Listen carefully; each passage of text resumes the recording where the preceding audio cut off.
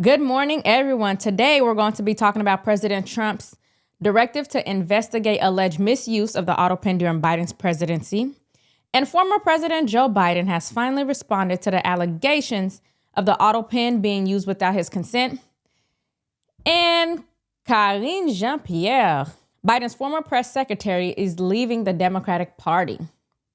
A new travel ban affecting 12 countries to enhance national security, and Columbia University's accreditation is at risk due to the civil rights violations. All that coming up.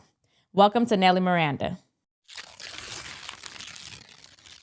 Before we get into today's topics, make sure you like, subscribe, and tap the notification bell so you never miss a video. Yesterday, on June 4th, President Trump signed a memorandum directing an investigation into whether aides of former President Biden used an autopen to sign official documents without proper authorization. The concern is that this practice may have been used to conceal Biden's alleged cognitive decline, potentially undermining the legitimacy of executive actions taken during his tenure.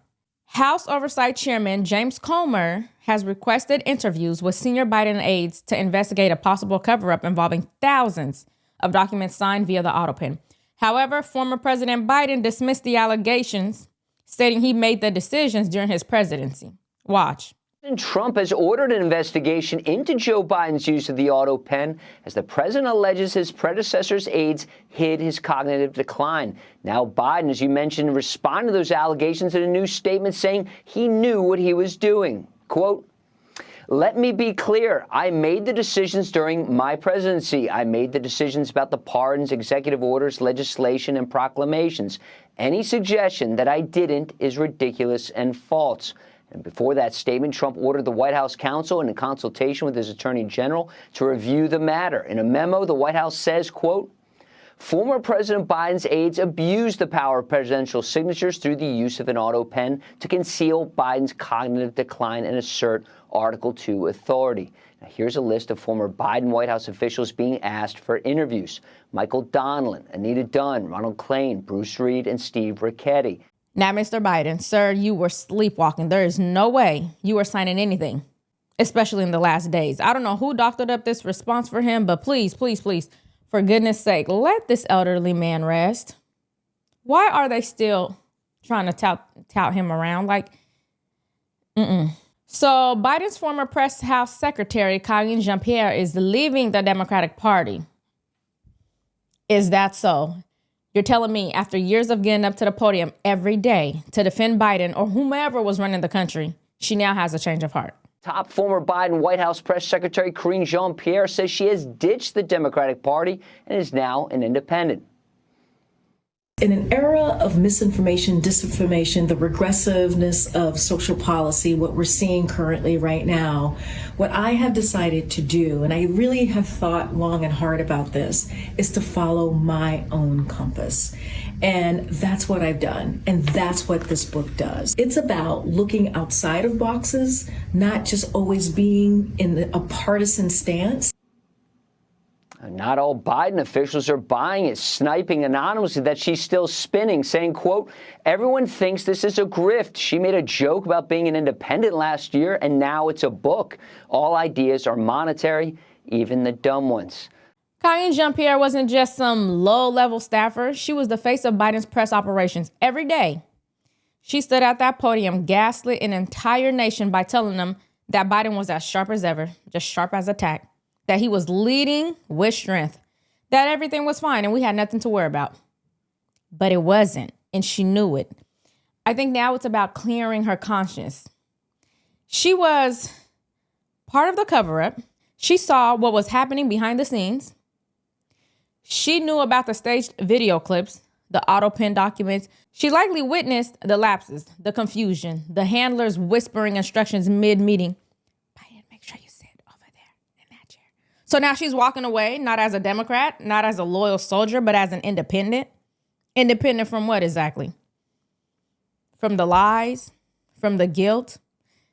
No, to me, this is self-preservation. If you're getting any value from this video, make sure you like and subscribe so you can stay informed. But now, while Karine Jean-Pierre is busy trying to rebrand her political soul, President Trump is focused on protecting America's soul, starting with the Harvard students' visas. Also, on June 4th, President Trump announced a 6-month suspension of visas for new international students planning to enroll at Harvard University.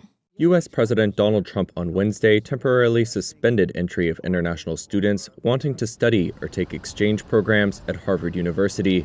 The suspension will last 6 months, but could be extended. Trump's order also directs the U.S. State Department to consider revoking academic or exchange visas of current Harvard students. Trump signed a proclamation citing national security concerns as the reason behind the move. His 2-page order accuses Harvard of having, quote, a history of concerning foreign ties and radicalism and extensive entanglements with foreign adversaries. It specifically named China. The proclamation also echoes long-standing FBI concerns that, quote, foreign adversaries take advantage of easy access to American higher education to steal information, exploit research and development, and spread false information. It claims Harvard has seen a, quote, drastic rise in crime in recent years, failed to discipline certain misconduct on campus, and did not provide enough information to Homeland Security about foreign students' quote, known illegal or dangerous activities. The administration cited national security risks, pointing to Harvard's lack of oversight on international students and failure to protect Jewish students during pro-Palestinian protests. This move affects over 6,800 international students from about 140 countries currently enrolled at Harvard. President Trump emphasized the need to ensure that institutions receiving federal funds comply with national security standards. I believe that everyone has a right to peacefully protest, but take it off of campus because it disrupts students who are not involved, and I can see why Jewish students might be fearful. This morning, on June 5th, President Trump signed a proclamation limiting travel from 12 countries, including Afghanistan, Iran, and Somalia, citing national security concerns.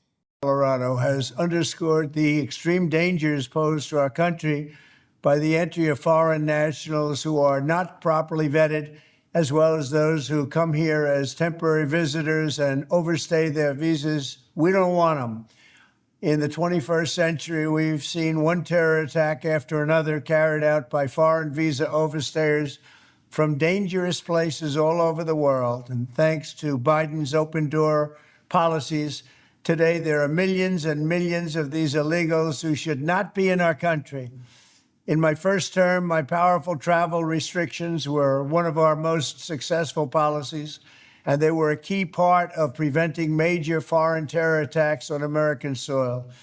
We will not let what happened in Europe happen to America. That's why on my first day back in office, I directed the Secretary of State to perform a security review of high-risk regions and make recommendations for where restrictions should be imposed.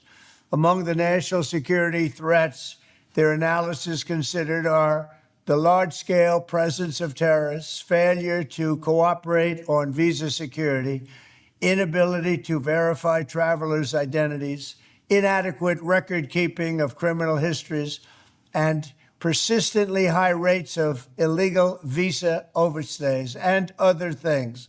Very simply, we cannot have open migration from any country where we cannot safely and reliably vet and screen those who seek to enter the United States. That is why today I am signing a new executive order placing travel restrictions on countries including Yemen, Somalia, Haiti, Libya, and numerous others.